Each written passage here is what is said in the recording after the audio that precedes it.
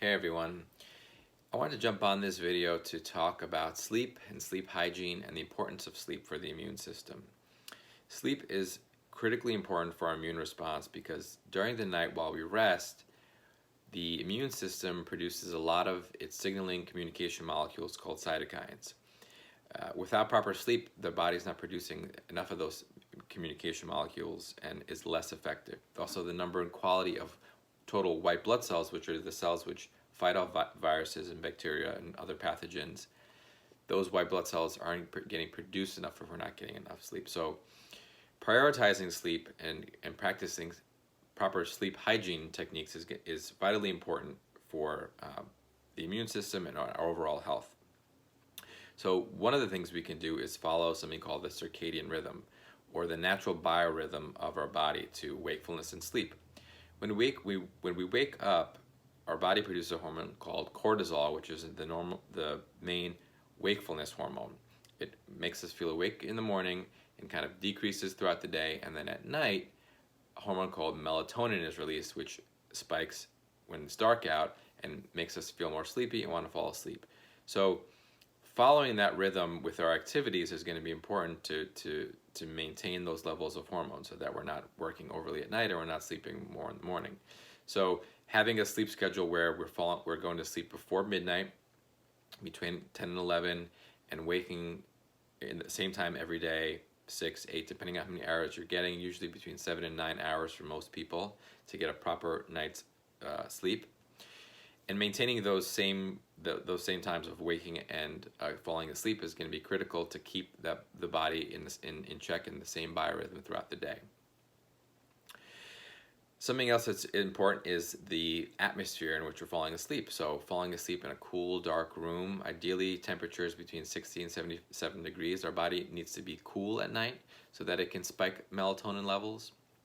Having your sleep environment be calming and relaxing and peaceful. Screen time, removing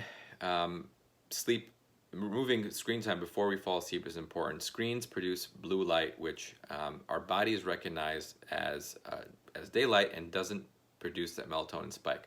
Melatonin, in order to be released, needs darkness, needs a lack of light. The blue lights we have in our screens, in our computer screens, and our TVs actually prevent melatonin from being released or from being released in the quantities that our bodies require.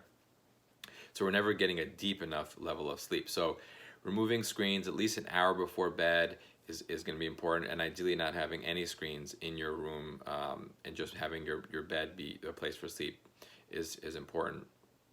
Stress reduction techniques are going to be really important to lower and decrease cortisol levels. So meditation, breathing techniques, yoga, anything that you can do to calm yourself, especially around sleep, but throughout the day as well, to maintain lower cortisol levels as we go into sleep is going to be important to get those deeper levels of sleep. Diet is also crucial for sleep hygiene. Diets high in protein and low in sugar. We need protein in order to have the amino acids our body needs to produce melatonin, and also other neurotransmitters which are associated with sleep, like serotonin and GABA. And so the melatonin actually induces sleep, whereas GABA keeps you asleep. So both of those neurotransmitters are important, and getting a proper diet high in amino acids and minerals is going to be key to maintaining the levels of those neurotransmitters. I like to use earplugs when I go to sleep as well. It forms kind of a Pavlovian response where when I put in my earplugs, my body knows, okay, it's time for bed, and I fall asleep much easier. Something like that, or some kind of ritual that you do to help your body know, okay, now it's sleep time, it can be really helpful as well.